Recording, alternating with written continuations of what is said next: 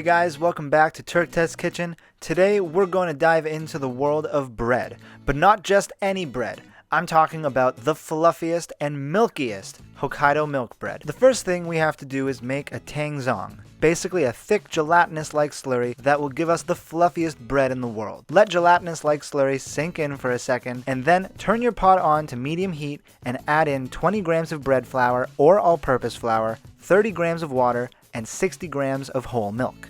Whisk your ingredients together until it forms a thick pasty slurry like this. Then remove it from the heat and move on to the rest of your dough. Stir 9 grams of instant yeast into 120 grams of whole milk and let it sit for 5 to 8 minutes or until it's foamy with a slight yeasty beer-like smell. We're just using all the awesome sounding descriptive terms for this video. Anyways, once your milky yeast mixture is ready, add 320 grams of bread flour or all-purpose flour, 7 grams of kosher salt, and 45 grams of granulated sugar to a bowl and whisk to combine. Add your flour mixture to a stand mixer with a dough hook and mix together on low speed. After a few seconds, add in your milk and yeast mixture, your tangzong, and 1 whole egg plus 1 egg yolk. Give that a second to combine, then increase your speed to medium-low and mix until everything is completely incorporated. You might need to scrape the sides of the bowl during this process just to make sure everything mixes in. Once your dough has come together, add 45 grams of unsalted butter 1 tablespoon at a time until it is all incorporated.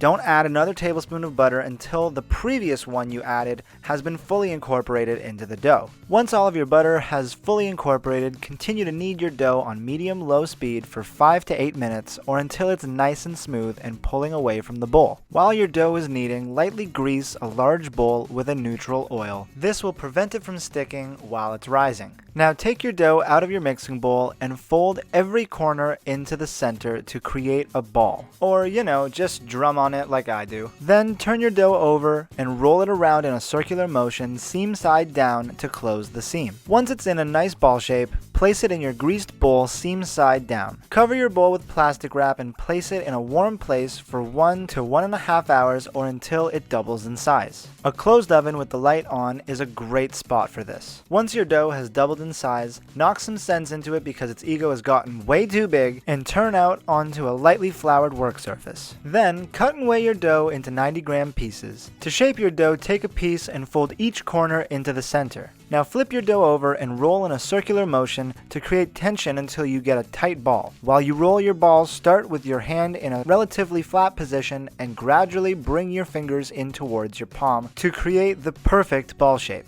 Now, to make a loaf of bread, take each ball and roll it between your fingers to create a log shape. But if you just wanted to do hamburger buns, you could skip this step.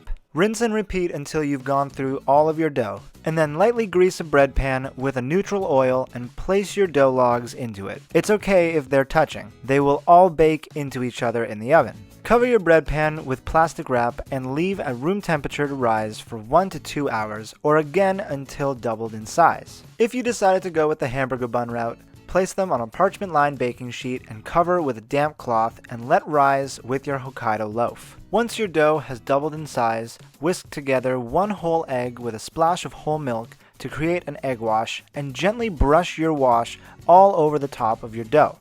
This will give you a beautiful deep golden brown color on the outside. Now place your dough in a 375-degree oven for 16 to 18 minutes or until deep golden brown. Your Hokkaido loaf might need a few extra minutes than your buns, and if you want to be super accurate about it, you can stick a thermometer into the center of your loaf, and once it registers about 200 degrees Fahrenheit, it is done. Take your bread out of the oven and place it on a wire rack to cool. After about 5 to 10 minutes, your loaf will be ready to turn out of the pan. I always get so excited for bread reveals, and just look at this beautifully golden loaf of spongy, fluffy bread that we've made. Now I'm gonna go make myself a sandwich, and you should too, but first, be sure to subscribe to this channel, hit the like button on the video, and stay tuned for more videos every week. Now get to cooking.